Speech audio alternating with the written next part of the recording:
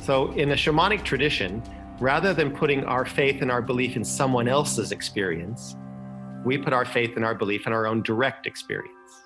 So there I was in the Orkney Islands of Scotland, directly experiencing something extraterrestrial. Because once they perfected the species and the creature, then they had the DNA material. Once they had the DNA material, they could then go to the next phase and go into and create the cloning chambers, which you know a lot about.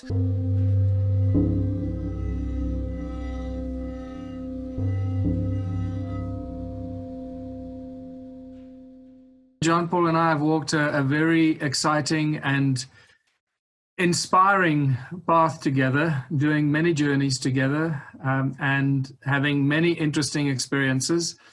And specifically because of his background as a shaman and a sight whisperer and a knowledge keeper of ancient knowledge and human history from a very different perspective than just mainstream archaeology or exploration or research or geology. And that's really why I wanted to start the series of chats with John Paul, to get into the more spiritual side of things, the shamanic side of things, because I have met many shamans in my travels around the world. And I've had some great deep connections with shamans and acquired great insight and knowledge and understanding from a lot of shamans around the world, whether it's North America, Canada, USA, Europe, and also South America, Brazil, and other South American countries, Mexican, and also in the East, and Australia, I guess, as well, yes. And John Paul is in Australia, but I must say that I have not come across a shaman with such a diverse set of skills, insights and knowledge that John Paul has.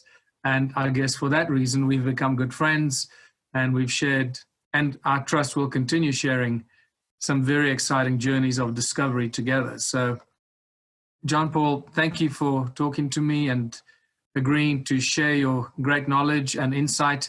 For those that don't know, John Paul was also the shaman at the Ubuntu Festival that we held in South Africa in 2018. In fact, the opening ceremony at the Ubuntu Festival, which will forever remain one of the great moments of my life. Well, thank you. Now, it's been a wild journey that the two of us have been on. It's been absolutely extraordinary. I think I often laugh at when people say, well, how did you and Michael meet? And I have to tell the story of being, guided by the universe. And the most favorite part of the story was once I found out about you, then I saw that you were doing this tour, but I was teaching at the National Circus School at the time. And I thought, well, there's no way I can go.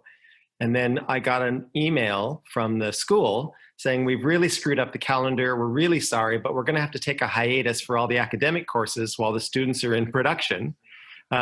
So we're going to have to ask you to pause for these 5 weeks. And it was exactly the same weeks as the tour. So I thought, that's all right, fantastic. that's the universe saying you two need to meet each other. Exactly. Yep. So I think what I'd like to do, John Paul, is start our discussion with you arriving in South Africa, arriving here at our place, Stone Circle Lodge and Museum, where we do all the tours and research to the stone circles and the ancient ruins.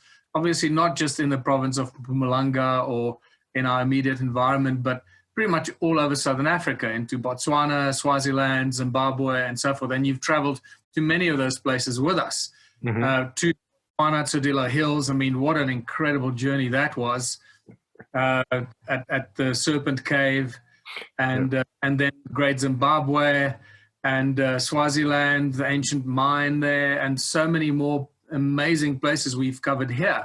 When you first came to South Africa, you came, what did you know about what you were coming to? I knew absolutely nothing. So there's a bit of an interesting backstory. So my tradition and all of my training is Native American, so Native Canadian. And in that training, you just look down, you look at the earth, and you develop relationships with the plants and the animals and the rivers and the rocks. And you look down. You don't look up to the stars.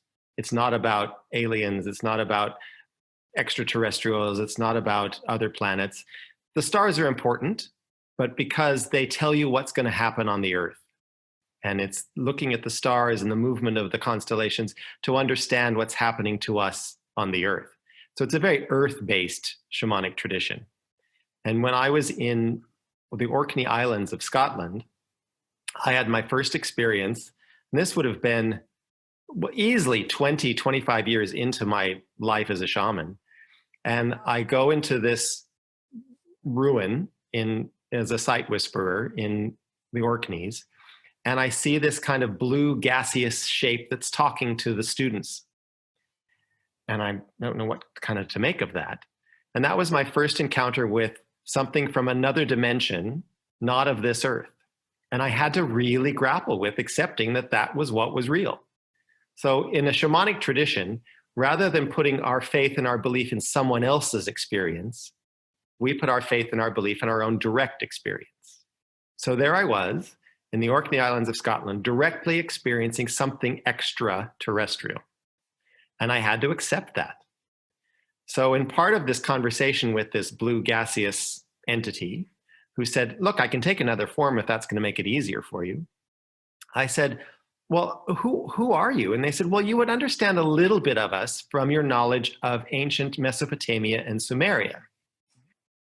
Okay, sure. In Western Civ class somewhere, we discovered the Fertile Crescent and the beginnings of civilization. So that started this kind of interesting journey of ancient Sumerian Mesopotamia. So I knew that when I started finding you, that there was something about ancient Mesopotamia and Sumeria, and that's some connection to South Africa. That's about all I knew. And wow, trusting. That alone is quite a leap for most people. You know, you're going to South Africa to find a connection with Sumerians and Mesopotamia. What's going on here? Yeah.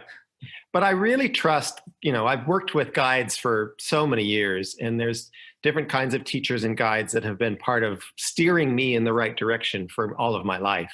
So at the point that they go ancient Mesopotamia, and I start Googling ancient Mesopotamia, and Michael Tellinger shows up, and I get a really good vibe from what you're saying, and I go, ooh, there's integrity with this guy.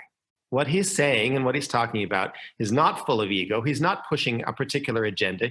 He's just investigating with an open heart and an open mind. And I was like, cool. And then coincidence. You only need a couple of coincidences in this world to go, yep, that's where I need to be. So that was the arrival. And then I think it was fairly quickly on the tour that we went to Adam's Calendar, I think. Because we went on safari, I remember, kind of, to get the. I can't remember the sequence of events on that first tour that you and I met. I can't remember the sequence of events, but in any case, at some stage we ended up at Adam's Calendar. Is that where you had the first, I guess, real connection with what we were doing here? We were about to embark on, which is really huge. Yep. So one of the things that has been fun is that I didn't do a bunch of, I didn't know who Zachariah Stitchin was. I didn't know, I couldn't spell Anunnaki, never, I think I had heard you say the name, but it was like the Anu something. So, and I don't. That's important for a lot of people to understand, that, people that are watching this, to know that you had an open slate when we first met. I knew nothing about you. Only later that I realized, what an incredible, deep human you are, and how much knowledge you have, and the talents that you have that have been bestowed upon you. And so when you came here, you didn't come with a preconceived idea, because I must admit that a lot of people that do come here, not all of them, but a lot, have either read my books or they read Zachariah Sitchin and they find me. So they are aware of the Anunnaki. So they come here with a preconceived idea to come and find the Anunnaki connections in Southern Africa, which they you can vouch for it now, and we'll go through that. But so it's great to get someone that doesn't know about me, doesn't know about the Anunnaki, and finds that connection themselves, because that's corroborative evidence of what I've been sharing for more than 12 years now. Yeah. And that I find really exciting. And I must admit that I've had many channelers, shamans, spiritual people, healers, psychics, whatever, that have come to these structures and these ruins and Adam's Calendar and many other places that we go to, and had without knowing anything about me, and had the same downloads and information. But you have provided by far, not even in the same ballpark, the most detailed and inquisitive information and detailed information that we've ever heard. And that's what we want to unpack in these discussions we're having. Sure. Well, tell us about your first journey to Adam's calendar, or what you were leading up to before I rudely interrupted you. And before I unleash you, because it's like, because I can unleash you and you can talk for a week without me interrupting. I know that. But what I'd like to just also mention is that the thing about John Paul, for those of you that don't know him, is, first of all, your shamanic name is Eagleheart. That's your shamanic name. He was trained in the North American shamanic traditions. One of the, which tradition was that? The Shuswap. The Shuswap. And that was 30 years ago? How long ago was that? 1987. 1987. So it's more than 30 years ago. Yeah. So, and John Paul is by far the most multifaceted, multidimensional, and most talented and open-minded shamans that I've ever met. And I guess that's why we get on, and that's why we can have these conversations. Because, there are a lot of brilliant shamans and brilliant minds and very deeply spiritual, deeply connected people, but often because of their circumstances, wherever they live or the conditions that they live in, their shamanic journeys are often focused in certain directions. But John Paul's shamanic experience and knowledge encompasses pretty much everything and anything. Not only that, which we didn't really bring up, is that you're also a site whisperer. You can speak to the ancestors and the spirits of the sites, and that's actually one of your fortes, one of your strong points, which has given us so much of this knowledge and information. In fact, probably the number one aspect of your shamanic gifts is that you can connect to the guides, the guardians, and the spirits of these ancient sites. And that's, I'll throw it back at you. Yeah.